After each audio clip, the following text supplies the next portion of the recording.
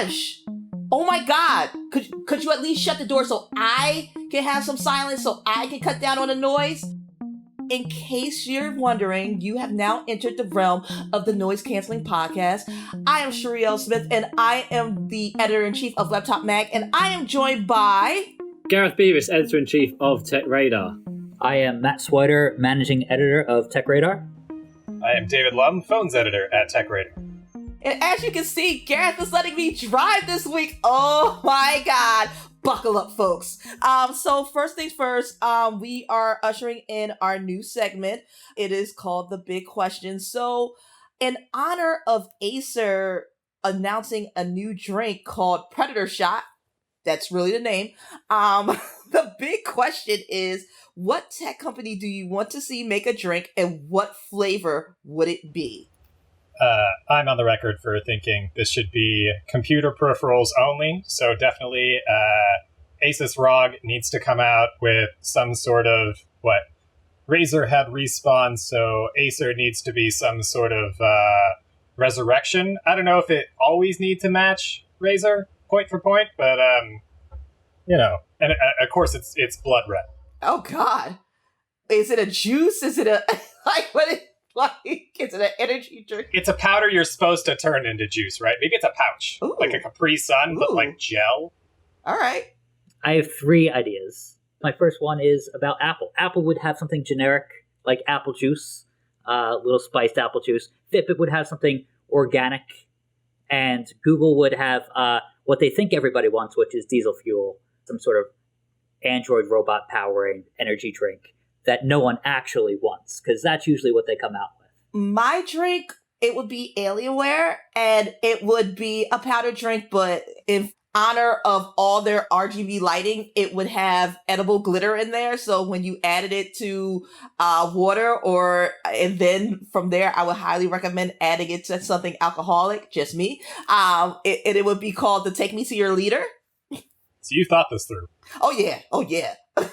I think you win by default because of, the alcohol content. I mean, I used to bartend, so I have to go there. Well, am I allowed to have a go? Yes! I feel like I was sitting in the corner today. It feels strange. After last week's big question, where I did a thoroughly awful answer with my Apple and Samsung tie-up, no one cared about that. I decided to sort of really meditate on it, and like Swider, I came up with 3 ideas. Only at the end did I realise they were literally the same idea, just respun 3 ways. So first of all, I was thinking, right, I started thinking about flavours, and I was like, peach. What would peach be? And I was like, the princess is in another castle juice, or alternatively, sorry, Mario, I have a boyfriend juice. And that was really harking back to the NES days. And then I started thinking, like grapefruit, and I was like, straight away my mind went to Kirby.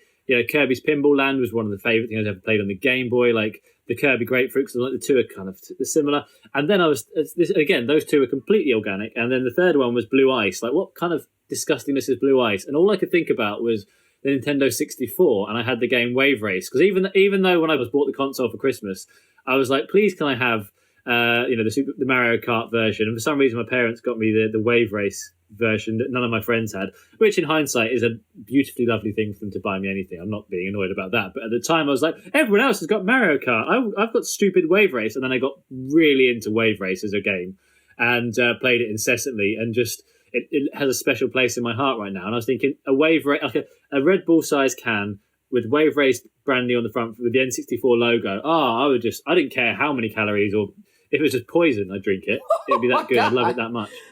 I'm not even sure who wins this round. I actually, you know what? I'm going to go with you, Gareth. Those were really, really in depth, and you gave it some nostalgia factor. So I'm gonna go with you. You took that round. Yeah. Gareth, did you eventually get Mario Kart 64? Yeah, it was the second game we got. I used my Christmas money to buy it straight away. So, as well, not straight away because I got into Wave Race, but then when that started to die, I had the money ready, and then I got into Mario Kart, and it was all fine. And that's pervaded as a dynasty rather than Wave Race, but it's a special place in my heart. That's good. It all worked out. Yeah, I mean, I was a child being given a wonderful gift. I can't complain too much, can I? I mean, I think we all have that one gift that we wanted when we were a kid that we never got. For me, it was a rock tumbler. A rock tumbler? A rock tumbler. I thought I was thinking about these this week for absolutely no reason. Oh, I know why. Because I was at the beach and I was trying to explain to a little person how rocks got smoother. And I remembered at school they had this rock tumbler, like the same thing that would just like smooth them out over like 6-7 days. And I was thinking how cool it was. And then I remembered. I started thinking, look, once you've done it once, I mean, do you do it again? Do you smooth some more rocks? I mean, like, isn't it just like a one-time thing? Well, back then, because I've always been a super nerd, I thought I was going to be a gemologist, or a geologist, one of the two, probably a gemologist because expensive things. And I was totally into it. I could tell you each birthstone month, what it meant, what it symbolized, where it was from. Like, I was so into it. So I would beg for this rock tumbler for about 5 years. Never got it. I've just only realised you said gemologist. I was like, germologist? How would you make money off that? Like, what's so special about studying germs that makes you loads of cash? I mean, probably right now you do quite well, but... All right, so enough of my nerdy background. Let's go into news. So we'd be remiss if we weren't talking about WWDC. Like, Apple just dropped a whole load of hot new things. And let's start with just some of the high-level WWDC stuff that came this week. Yeah. First, I like to call this conference Dub Dub. 100% because Gareth hates that name. So, no. Dub Dub. Oh, my God. No. Everyone calls it that, and I just can't stand it. Like, it's fine, but no. I didn't like it until Gareth got so annoyed by it, as you can see. Why do people call it Dub Dub? Why? It's just shorter way of saying WWDC. It's just, it's just... Oh, no. Yeah. Oh, yeah. No. It makes it extra great because it's toxic to Gareth. But the thing is, like, when I'm there at the conference, everyone, and I think it's fine for them to call it. It makes sense, is it? But for some reason, I just can't stand it. It's probably the same as you, Sherri. And so every time people mention it, I'm sort of, oh yeah, and just swipe past it because you don't want to offend people. But it's WWDC. It's not hard to say. Let's just say that. Can you see why I love it so much, though? Because he just rants about it. It's great. That makes me feel like I'm about to enter into a rave and I don't have the proper illicit drugs to enjoy the experience. That would be wub wub. God. Don't get us started, Gareth. We'll say it. All right, so talk to me about iOS 14. Okay, iOS 14, I feel like Apple is playing a lot of catch-up, and that's just a really good thing. Favorite thing that they unveiled was from the transition from 13 to 14, app widgets, and they no longer just live in that Today screen, which at first I thought that's what they were doing because they kind of, showed you new, more refined widgets in that Today menu, and then they pulled them out and put them right on the home screen.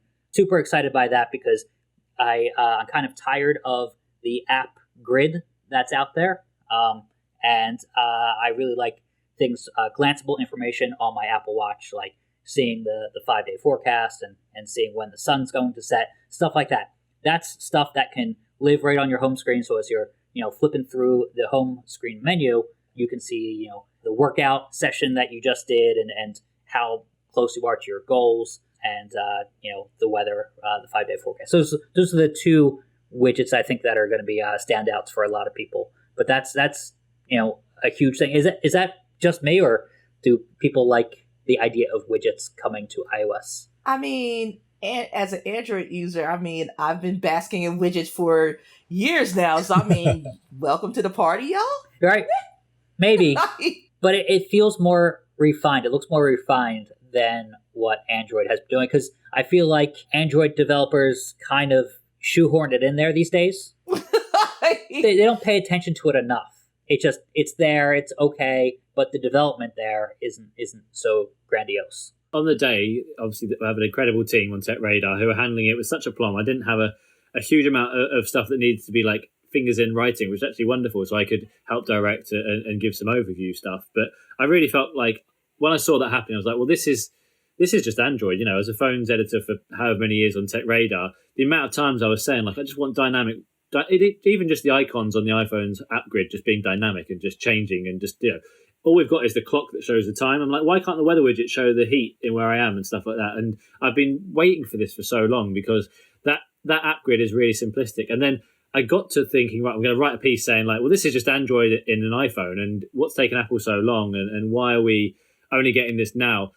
And I don't know what it was, but I got lost in some sort of existential writer funk of like, I wrote it 3 times and each version was just like, I'm not making a point here. And the problem is that, Apple waits until at a point to unleash things. So whether it's OLED screens when it says it's now the technology's finally ready, whether it's, things like live photos, which were basically HTC Zoe from years and years ago that were really clever but never really took off. It does this thing where it takes technology that's already been out there and packages it up in a way that's just, and I hate saying it because it feels so like cliche, but just Apple. And then I talk to some people who buy iPhones because they want a smartphone and they just want one that works. They really don't care about choosing Samsung versus Huawei versus LG. They're like, is the camera any better on the phone I'm going to buy no matter what? Great, that's awesome.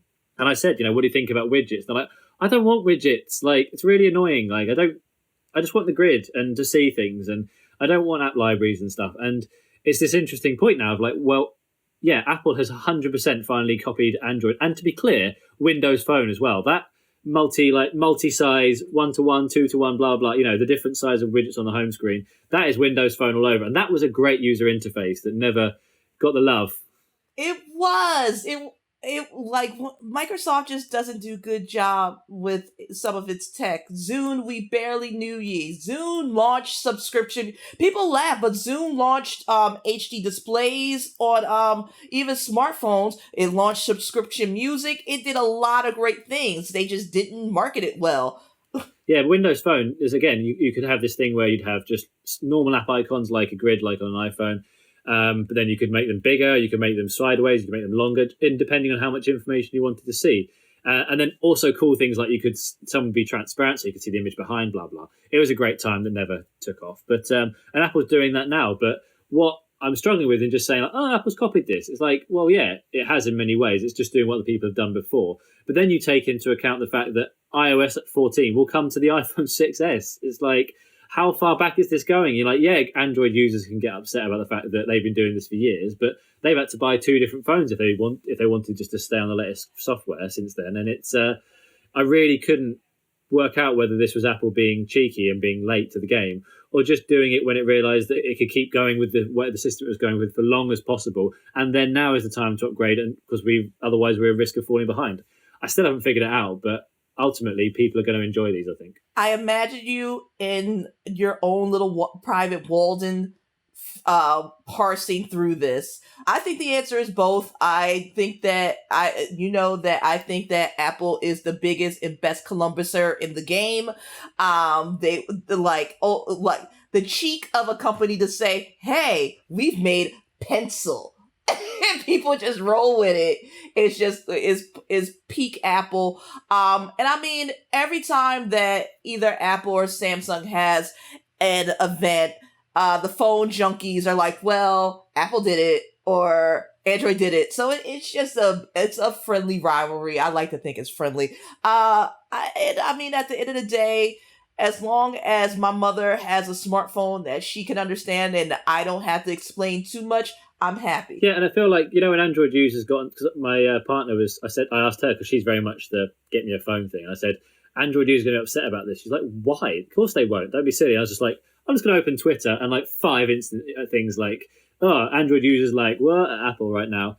And it seems to me, it's like, my sports franchise in the area that I was growing up with is better than your sports franchise kind of feeling. It's all just, we won the championship first, but it's like, well, whatever, did you win it this year? No, but we're the biggest team and blah blah. And it's nice to have that rivalry, but as long as it works for people, that's all that matters.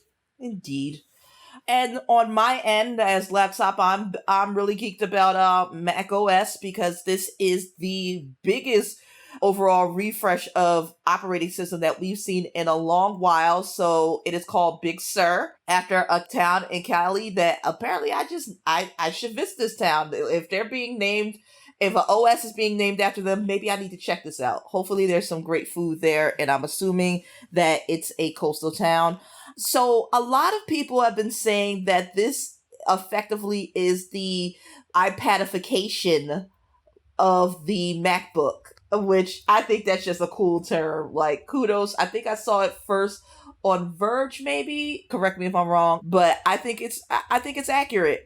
You're getting a lot of streamlining, so the apps look better. Safari has gotten a big improvement. Messages, sidebar. It's just a very smooth experience. The only thing that's missing is touchscreen. Like, why can't I have Apple? Why can I not touch your screens? Let me touch you. In non-creepy ways, in all the non-creepy ways. Because they want you to buy an iPad also at the same exact time. Yeah, and then sidecar it. Yeah, and pay for it on your Apple card. I don't want all of that. I don't want it. 3% cash back. I'm pretty surprised it's getting a control center. I didn't realize that the appadification probably would have been insulting, 5 years ago when you had the hierarchy of iPad's just diverted of iOS and iPadOS is kind of getting away from that. But actually, recognizing and validating that some of these sort of touchscreen features are nice to have on a desktop. And that cute little, change your brightness, a little slider, that's adorable instead of, pushing on the function keys. That's validating iPadOS, iOS, the sort of swipe down from the top sort of motion.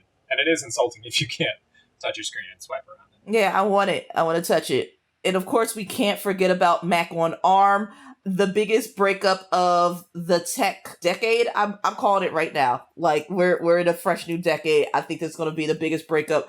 Mac basically told Intel that it's not them, it's Mac. And they've had a conscious uncoupling. And Mac has now turned its attention to ARM. With ARM, they're going to make custom Mac silicon. And I'm excited to see what this means. I'm excited for the industry as a whole because competition is always a great thing. How is Intel going to respond to this? How is MacBook going to perform? There's so much tech drama in the LBC. It's kind of hard being Snoopy OWG. It's just so much drama, and I love it. I mean, if you're going to call it, it's not them breaking up with it, though. It's basically them saying, look, we're going to have an open relationship from now on. I hope you're okay with that, because they're not giving up on Intel for the short, for the foreseeable. They're still going to be there, but you can't see this lasting very long, right? It's definitely asking for another partner, and that's the beginning of the end, right? Where they're Apple's getting a little frisky. Apple just wants to experiment. They just want to try new things. Of course, yeah. We still really appreciate what we have together. That's not changed at all. We're just it'd be a good idea to just see, just to test it, find out what really means to us. But Apple's not getting a new partner. They're just falling in love with themselves. Maybe they didn't need this relationship to be happy, Matt. That's really what Apple's going for.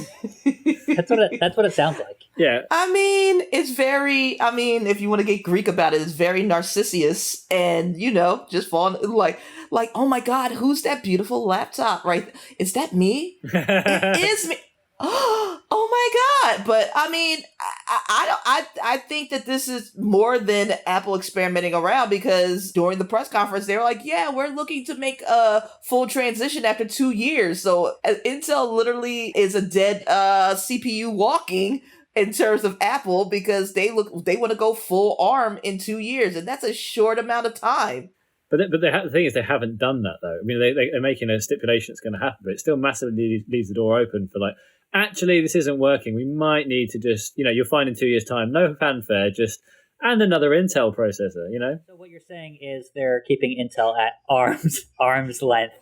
Oh, no. That's, had to get that one in there. I'm did you know? Proud of myself and sad. You got to put it on a headline is what's going to happen. Oh, yeah. Front page. Oh. It's not the first time that Matt's just structured an entire article idea out of a pun that he's thought of. Yeah, I'm going to retrofit an opinion on this idea that I've had. That's how all the best movie plots begin in Hollywood. That is true, yeah. I always said that if I were ever to leave the company, my last review, I would Thundercat it out. All Thundercat references, the CPU would have the speed of Shitara. I've written this review in case I've ever decided, oh yeah, it's time for me to make a hasted retreat. It's 12 years old at this point, but I'm still sticking with that idea. Just review Thundercats. Don't even bother with the laptop. No.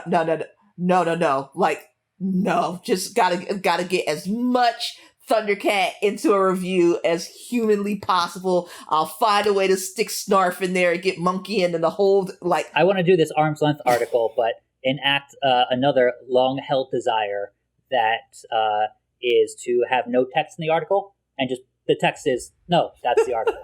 Arm's length. That's the headline. Oh, here it goes. And I've always wanted to do that on a TechRadar article that is, that just feels complete from the very beginning. Just gotta wait till Gareth goes out of town. Yeah, because Gareth's face is like, yeah, that will never happen. Yeah, Gareth, you're going away, tomorrow? Yeah, exactly. Off for a week. Yeah, good point. Perfect. Oh, No, I'm not going to do that. Don't worry. I'm gonna wrestle that away. I think the other thing that came out of... I'm sorry, Sherri, I'm going back into presenter mode. I do apologise. No, go ahead.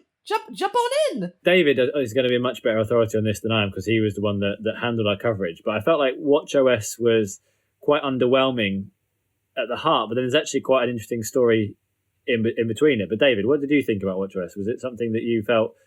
Did you feel the same way, or was there just like... This is just dull, and why have they bothered? I mean, every year, new WatchOS stuff is kind of a sleeper. Except this year, it has possibly the most important addition it ever has, which is a reminder to wash your hands.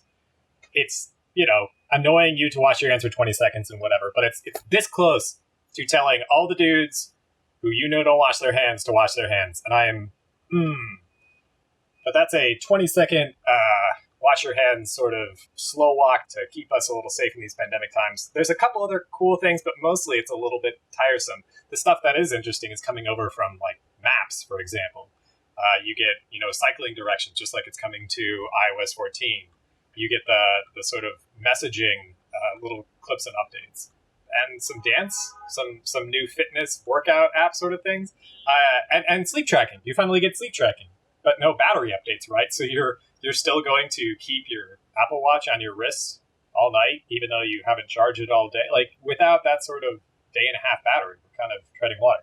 Well, this is the point I was going to make about it being like this. You said it's like it's a sleeper. I'm like, it literally is, because it's about sleeping. But that's the big clue in the middle of this, right? Because, well, first of all, Apple says 18-day all-day battery, right? And, apart from the Apple Watch Series 5 with its always on display, which does have a bit of a hit on battery life, generally, I find their watch will easily last a day and a half normally. Like, it's actually quite a good length. A day and a half is terrible, though, still, because it's neither here nor there. It's either be 1 day or 2 days, so I can charge at night. But, yeah, there's the sleep thing, so you'd have to have 30% battery before you go to sleep. An Apple, there'll be a reminder, apparently, to say, hey, charge your phone an hour before bedtime, charge your watch, because you're not going to have enough to get through the night. When you wake up, it will tell you your watch battery status and tell you to juice up if you need to. And also it goes into deep sleep mode to try and save as much battery anyway. So it's doing as much as it can there. But surely this is Apple pointing to the Apple Watch 6 being a watch with a longer battery life, because they have to launch an operating system before the new device. That's always been the way. If sleep tracking is going to be a big part of the new one, they have to make a big deal of it now. But you're right. The only way this is going to work is if they have a watch with a much longer lasting battery. So surely that's got to be coming, right? And I feel like they just upgraded that battery too. So how much more can they do in terms of, just realigning everything inside? Well, the battery was increased, but then the drain was increased as well in terms of, having it always on display. And it did make a big effect on things. So I don't know. It's made me feel a lot more excited for the Apple Watch 6 being an actual upgrade. I mean, we've had that kind of TikTok, Apple Watch 4 was a big move forward. Apple Watch 5 was quite small. And then Apple Watch 6 will hopefully be that kind of jump forward. I will say two small things about the Watch OS 7 update. First, you do make a good point in saying, when do you charge up this Apple Watch if you're sleeping with it on?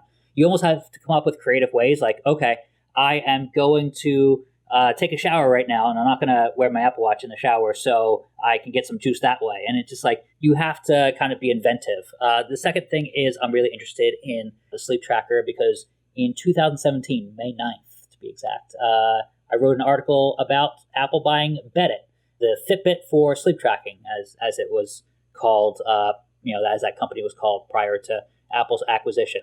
And we pointed to that article every 6 weeks when a rumor would pop up about the next Apple Watch getting sleep tracking. Now it's time we can actually retire that article and stop linking to it, because it's finally happened. And I'm really interested in seeing how they use the expertise of Beddit and the team that they bought to kind of differentiate themselves from the other sleep tracking apps that are out there that are kind of, garbage. So can Apple kind of redefine this sector? I'm really interested in testing that out.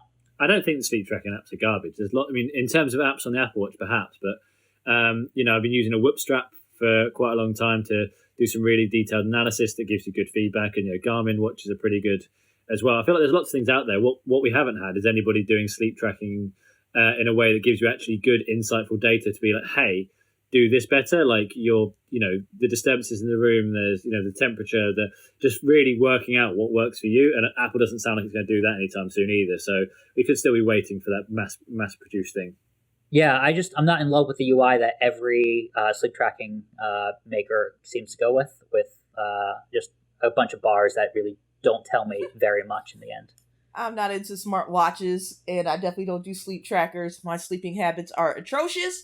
All a smartwatch could tell me is maybe stop playing video games until 4 a.m. to, I am going to say, an emphatic no.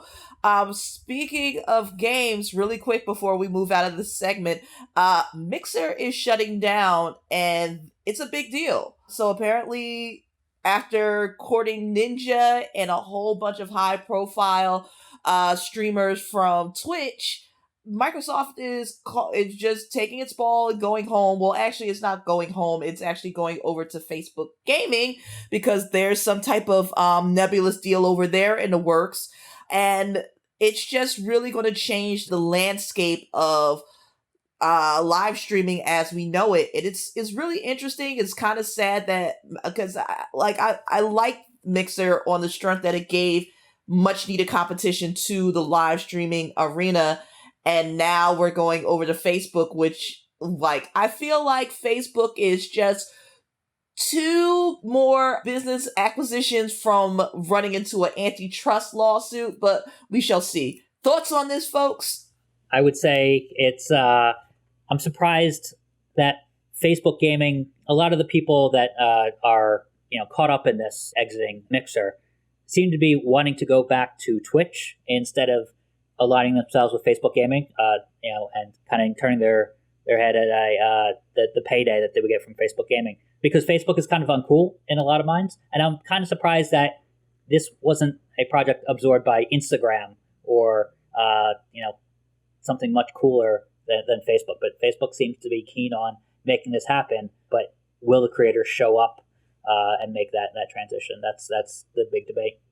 And I guess my other question is, what does this mean for xCloud? Because Project xCloud is coming, and if you're unfamiliar, xCloud is basically Microsoft's cloud gaming service that's supposed to hit mobile and Chromebooks everywhere that you want your games to be outside of a console or be actual powerful PC. I just don't get what this does for them as a company, because you need a streaming service, and Mixer was that for them. I just don't get it. I'm just really interested in Ninja's deal that he got. He walked away with how many millions of dollars by 40 or something like that, going from Twitch to Mixer, and then Mixer closes in a couple months, and then you walk away with all that money. I mean, he's the MVP right here. No matter what, that is a boss move. Okay, I'm gonna make this jump. I still get to keep this money, and now Facebook wants to throw more money at me. So I mean, the grand winner in this is Ninja. I'm just not sure how this is going to play out for the rest of the gaming community. I do agree with you.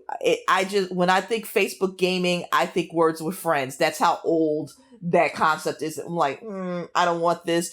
But I'm assuming that Facebook is also looking at it through the lens of Oculus, which it also owns, because low-key Facebook is trying to buy all of us. You thought Google was going to be our overlords, but it very well might be Facebook. I think that they're doing this to bolster their VR community and try to get those numbers in there, because they really do believe in a VR headset in every pot, in every home, by a certain year. So I think that this is moving towards that push. Not totally sure, but I wouldn't put it past them. I mean, Facebook just bought the folks that made Lone Echo VR and the Order 1886. And people keep saying that the Order, that like that's the more important game, though. Lone Echo VR is the most important game out of those two things. Yeah, Ready at Dawn. Great developer. They are a great developer, but I think it really pushes. It speaks more to the VR push than traditional gaming. Absolutely, if that makes sense. Yeah, and Ready at Dawn was basically shadowed Naughty Dog for several years, making their ports and PSP version of their games. So that could be Facebook's Naughty Dog, or their big developer in terms of first party software. I'm excited by that. Awesome. And I am not excited for this phone, but I know you are, David. So talk to us about the Pixel 4a. The Pixel 4a is vaporware. I mean, we're pretty sure it exists. But like we haven't heard of it. It was supposed to come out May around. Like that's when the 3a came out. Kind of a surprise as a version of Pixel flagship phones, but at half the price. And I was really excited to see what Pixel 4 stuff we were going to see in the 4a. I will be surprised whenever it comes out eventually. We don't know when that is because Google has slow rolled it out. And while it hasn't made really anything official on the phone, all the rumored deadlines or launch dates we've heard have come and gone. So can't wait, eventually. And it'll float us until, Samsung Note 20 comes out in August, allegedly. The Apple phones later in the year.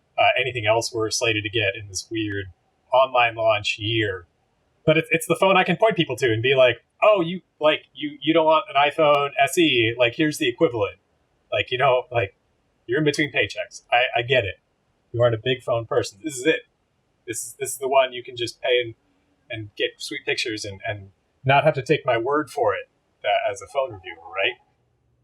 I will say they've delayed this Pixel phone so much, I think that Google needs to make a sudden attack or 4a. Get that 5G.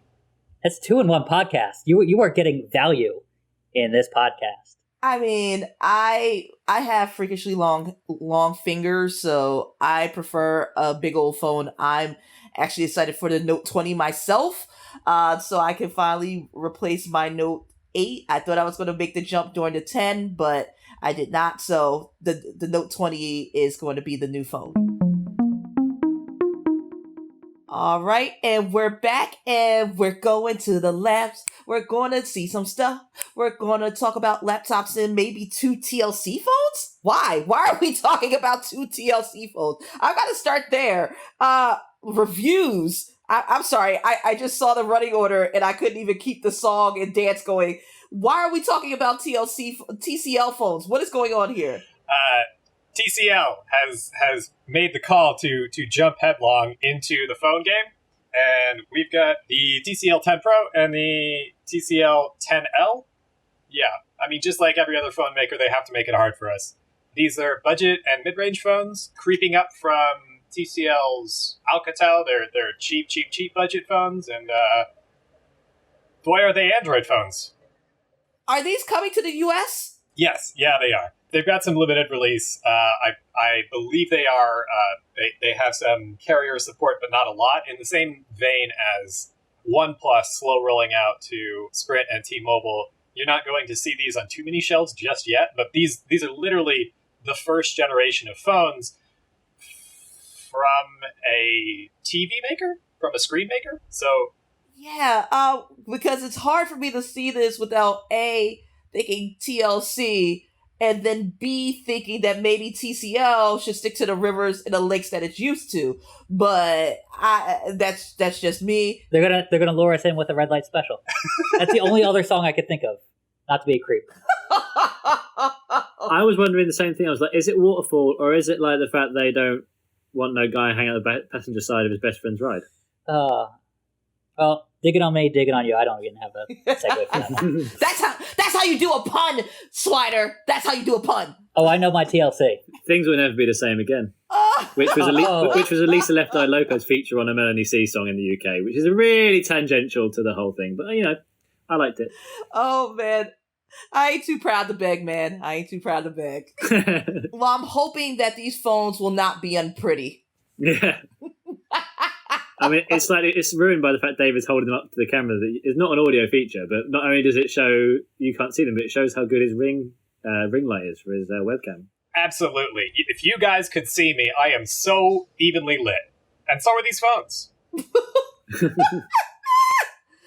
Oh God! All right. So in laptop land or laptop dia or whatever, I'm gonna figure that out. I am in the process of wrapping up the review for the MSI GE66 Raider. It is basically a baby MSI Titan, which is not a bad thing.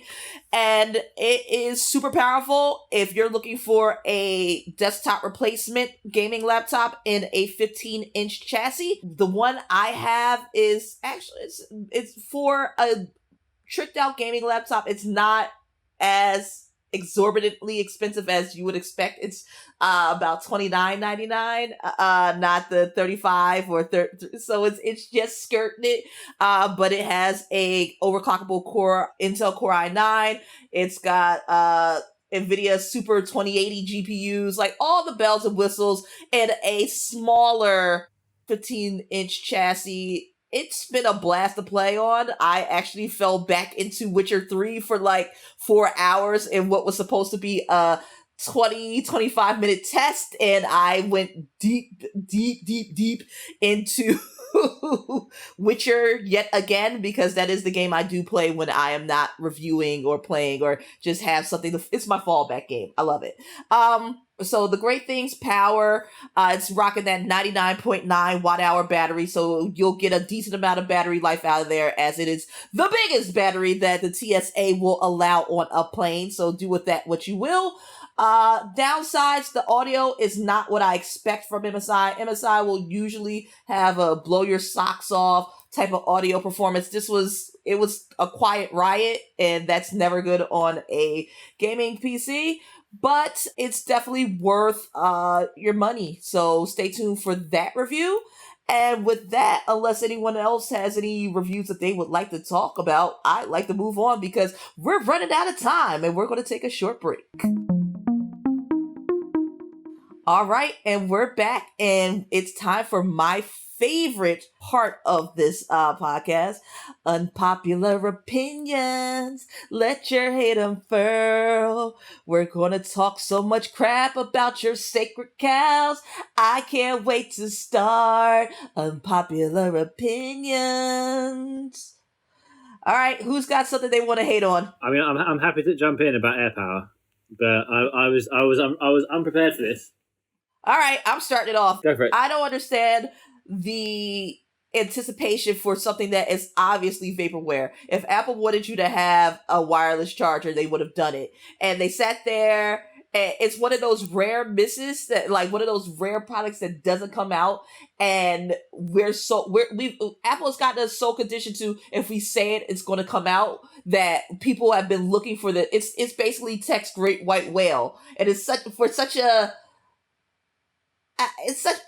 a unnecessary product. Like, there are already all these wireless chargers on the market. Why is it special because it's Apple? Like, what makes this so special that every time we go into Apple event, we're sitting there with bated breath, not looking for MacBooks, not looking for iPhones, but looking for Apple AirPower? Someone please explain this to me. I mean, I think it's massively overwrought how much we care about AirPower, or not, we don't care about it, that's the point, but how many people sort of go, what's happening with this?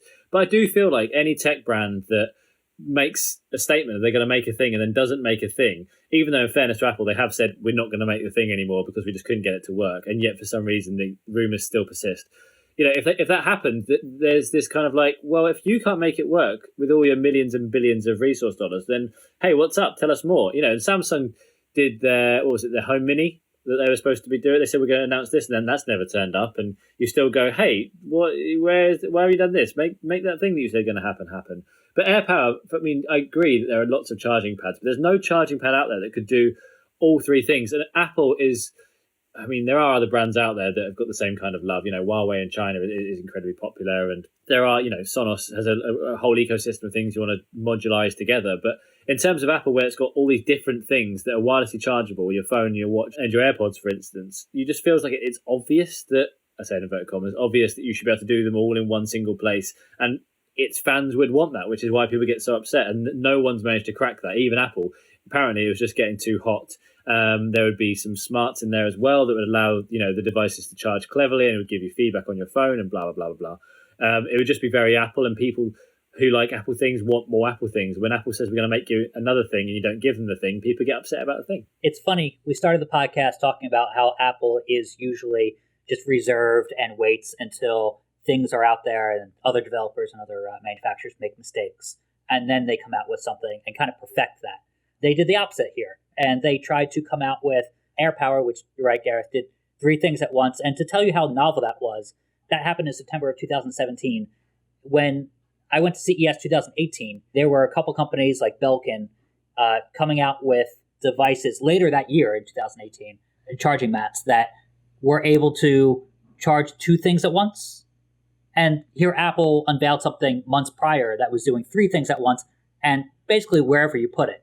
No one's really achieved that even today. And I think one day Apple could unveil it if no one else comes out with it. But I know everybody remains skeptical. But it would be a great triumphant thing if during a future press conference, all of a sudden it emerges. Wouldn't that be a negative thing, though? That they said they weren't going to do it, then do it, but they weren't going to do it, and then did it, and then it's all like, well, you couldn't do it then. What's happened now? Have you broken physics? Have you changed things? I don't know. I feel like I think we'll never see AirPower. We'll see it a different way. Maybe it'll be a different version somehow.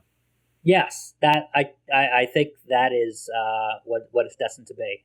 It may even come with a new name, but if no one does this idea and Apple figures out a way to make it cool a little bit more, it would make headlines. Right, we really have.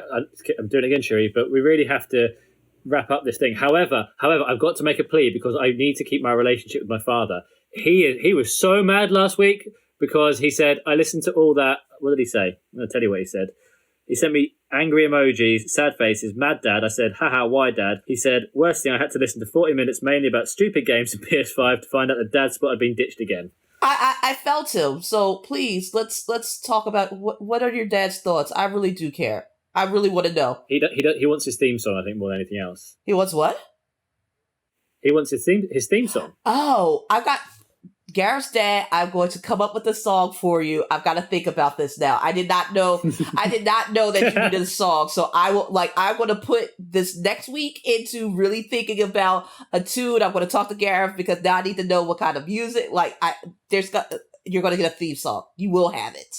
He's going to be so mad for not getting that again. But the only thing that he wanted to put in, he bought the Neuraloops based on our podcast, saying that they were such a good idea. And he really loves them, except that he was pointing out that there's a problem with Android phones where they're not syncing, and he's gone back to Neuraloop to try and find out the problem, and they're breaking the sync and stuff. Yeah, so he's currently working through that at the moment. I know we're really short on time, and I was about to say we haven't got enough time for this, but I don't think I can handle another really upset message from him. No. We got to get that in there. And maybe that's a story. Thanks, Gareth's dad. Yeah. Well, I'm currently following it right now to see what the deal is. So he's doing the investigative work for me, so it's fun. Awesome. All right, cool. So with that said, this is yet another awesome episode of Noise Canceling. And I am Sherri L. Smith. I am editor-in-chief of Laptop Mag. For more of me and the Laptop crew, of course, go to Laptop Mag. Go to Instagram. Go to Facebook. You can find me on those platforms at MIS Smith. Why can't I spell? MIS Smith 11 and Laptop Now, Laptop Back Then, and Laptop Forever. I was Gareth Beavis, editor-in-chief of TechRadar. If you want quality tech news, come to TechRadar for all your video news, features, reviews, updates, puns, the things that you're going to get from the Matt Swider specials. And we are TechRadar on every single social that you could possibly find us, except the ones that are new and younger, because we're not very good at that. I am Matt Swider, managing editor of TechRadar, and signing off, but you can catch up with me at Matt Swider on most, if not all, of the social media platforms for all your dub related information. Oh my god. And this has been David Lumb, Phones Editor at TechRadar. Find me on Twitter at OutOnALum. And yeah, wash your hands, please.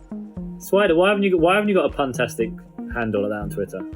I do have Swider-Man at some of my gaming ones, but Swider-Man, doing all the things a Swider can. my Swider sense is going crazy. Well, as ever, if you have enjoyed this podcast, and of course you have, please find us on Apple Podcasts, Spotify, wherever you get your pods. Give us 5 stars where you're able to do that, because that would be really wonderful. But as I always say, if we didn't deserve it, don't give it to us, but just don't do anything, because that makes it worse. We are part of the Audio Boom Originals Network. There are many wonderful podcasts to look up there, so please do check them out. And Sherri, finish us off. Yeah, this is Noise Canceling, and we're out. That was really fun. Thank you for having us. Bye. Bye. Bye!